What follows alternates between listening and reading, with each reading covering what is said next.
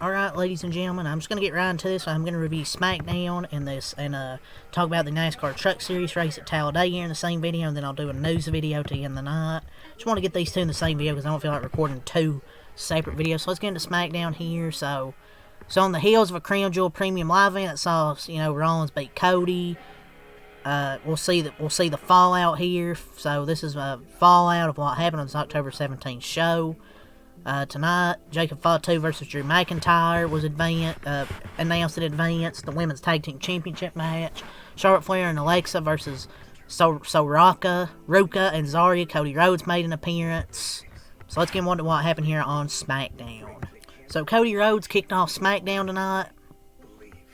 So SmackDown General Manager Nick Aldis informed the WWE Universe that the scheduled match between Jacob Fatu and Drew McIntyre for tonight's show will be a #1 contenders bout, with the winner facing undisputed WWE Champion Cody Rhodes. The American Nightmare made his way to the square circle to kick off the show, drawing a big ovation. He immediately addressed his loss to Seth Rollins. Crown Jewel before setting his sights on this week's show in the aforementioned #1 contenders match. He said he liked the fans would sit back and watch the showdown between McIntyre and Fatu as they fought to be his next challenger. This was uneventful, I guess is a way to say it. There was nothing about the entire segment that needed to happen. Meaning the sole reason for it was to have the biggest star in the show pop out, say a few words, and finish, at least for now. So Rollins said that Rollins split himself to the bone to beat him, perhaps hinting at the arm injury that could keep him out for the foreseeable future. Seth Rollins, that was something notable, I guess. Backstage, an impatient Souls Cole and MFT's bullied Ray Phoenix, likely saving it for a match later in the show. Had that happen, Charlotte Flair and Alexa Bliss versus Ruka and Zarya. So the Women's Tag Team Championships were on the line in the opening match. Cameras caught Blake Monroe at ringside. My lord. Anyways, watching Ruka, who should challenge for the NXT North American Championship at Halloween Havoc next Saturday night. My lord, Blake Monroe and Ruka. God bless. But, this was fine. This was a solid match to continue to introduce potential main roster call-ups at some point, to the main roster audience while furthering, Ruka's rivalry with Blake Monroe, which should be a fun addition to next week's PLE card. There were clear nerves on the part of the NXT talent, but for the most part, looked good. Sharing the ring with Alexa Bliss and Charlotte Flair have been there, done that as high-profile matches and moments. So Ruka looked good. Well, she always looks good. But yeah, this was solid. Next, the United States Championship Open Challenge continues. Sami Zayn versus a returning Ilya Dragunov. Yes, he is back. I forgot what he did. I think he tore his ACL or something like last year. Despite Aldis' insistence on the alternative, Sami Zayn hit the ring for his latest challenge. The Miz attempted to answer it, but found himself on the receiving end of an attack from Carmelo Hayes, leaving the champion alone in the squared circle. So we're getting that Miz and Carmelo Hayes rivalry. This is until Ilya Dragunov made a long-awaited return, drawing a strong reaction from the fans tonight in the Bay Area. After a year away from the square circle due to a severe right knee injury, Dragunov took the fight to Zayn from the opening bell. Later in the match, the champion set up for the Helluva Kick, but he was distracted by Solo Sikoa, allowing Dragunov to mount the offense, put Zayn away with the H-bomb, winning the gold in his first match back. After the match, the MFT attacked both competitors, and a save by Ray Phoenix. Phoenix fell short as the heel stood tall. Bo Dallas appeared in a pre-taped video, issuing a warning to the faction before Eric Rowan, Dexter Lumis, Joe Gacy, and Nikki Cross hopped in the apron and stared them down. The result, Dragunov defeated Zayn to win the title. This was great. This was phenomenal. Dragunov wasted no time returning, reminding fans why he's one of the best wrestlers on the planet. When he unfortunately suffered the knee injury that cost him a year off of his career, this was an extraordinary TV match of the year candidate that had the fans on the edge of their seats. Just a great, phenomenal match. And Ilya Dragunov winning his first main roster championship. Phenomenal match. Sucks Sami Zayn lost the championship, but this was a great United States Championship Open Challenge run. And now Ilya Dragunov is the champion because of the distraction. And then we'll see what happens with the Wyatts and the MFT. So this was great. And Aleister Black and Zelina addressed their actions from last week They admit it was the plans from the beginning and issued a warning to anyone with earshot to end the pre-tape video, so that happened. Next, the Motor City Machine Guns versus Los Garza, backstage confrontation, resulted in a tag team match. This was okay.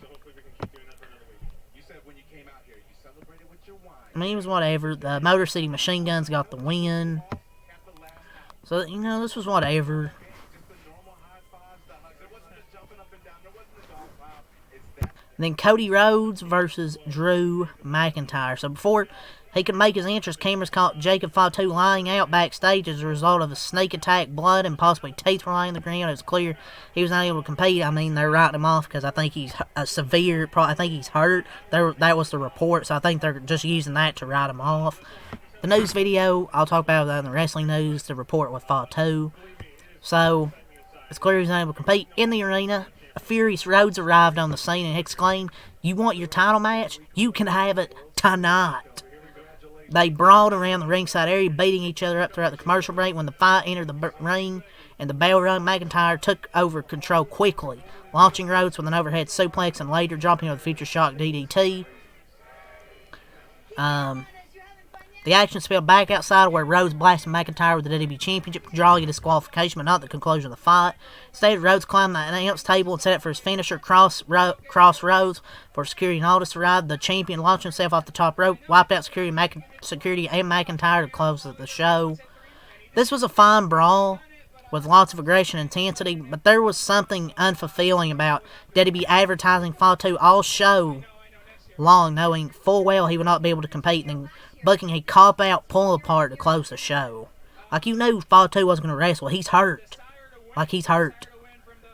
Well, that said, Rhodes is one of the best baby faces when he gets to be fiery baby faces when he gets to be, and it showed it here. No one can fire up that pro wrestling intensity like he can. That's something they should do more often with him.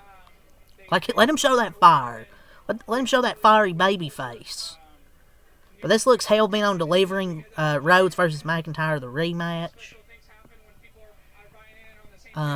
If that is the direction things are heading, that is a perfectly acceptable match in addition to any card. But as for the episode in general, this was an odd episode in that it appears as though that Fatu's injury threw things for a loop, culminating the Rhodes-McIntyre brawl to close the show and bring those two superstars back together. Even if it did not, and that was always the plan, it felt spontaneous instead of rehearsed. That is always a welcome feeling watching a WWE event. You know, the return of Dragunov and the match with Zayn was nothing short of extraordinary. The women's tag title match was a little fun too. Even with that said, I don't know, it felt like a disjointed show with some questionable booking decisions. A tag team division that's about to get crowded again, and too many talented individuals not being utilized to their fullest potential. I'll give it like 6.5 out of 10. You know, I thought the women's tag match was fun, and the Dragunov Zayn match was pretty good. But it was fun. A fine show for Smackdown. It's better than it normally is, which I guess I'll take it. That's my thoughts on Smackdown. Let's move on to the NASCAR race. So let's talk about the Truck Series at Talladega. Round of 8 playoffs. Playoffs. You talking about playoffs? Yes, playoffs. How about a non-playoff driver winning? Gio Ruggiero getting his first career win in the Truck Series. Now, he's had some good runs this year, but he qualified first. He won the pole and won the race, and I think he led about 30-something laps. So, great day from him. I will criticize Fox, however. So, instead of an emotional burnout and victory lane interview, he gets a quick 15-second interview at the start-finish line. And no burnout shown live. Race went long. It was in broadcast TV. Okay, I get it. But still, no. I'm not going to give Fox an excuse, honestly. NASCAR really needs to tell Fox to give the Truck TV license away. God, Fox sucks. Even the announcers were boring as fuck. Jamie Little, of course, and she's always boring.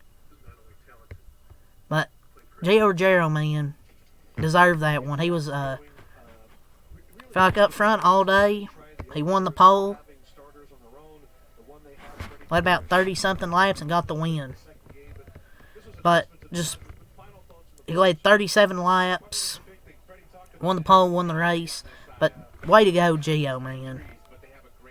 And Corey did stay with his teammate really until near the finish line, which you're going to make a move there. But for the most part, he pretty much stayed with him and pushed his teammate.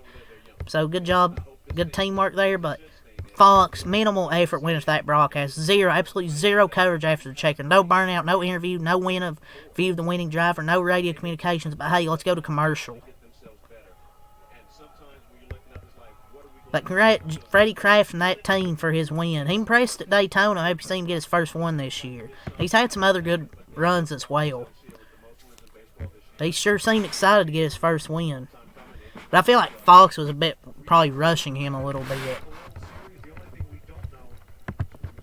Which I guess that's on Fox. But but phenomenal, man. The race was okay. But a Tricon driver that wins, and it's not Corey Heim, he still finished second. Yeah, let's go over the results. Gio won, led 37 laps. Corey Heim second. Tom Majeski third. How about Dawson Sutton finishing fourth? But also, I'll say this, put Eric Brennan in the goddamn truck booth already. But he had a great result for Dawson Sutton in that team. Lane Riggs fifth. Tyler Ankrum sixth.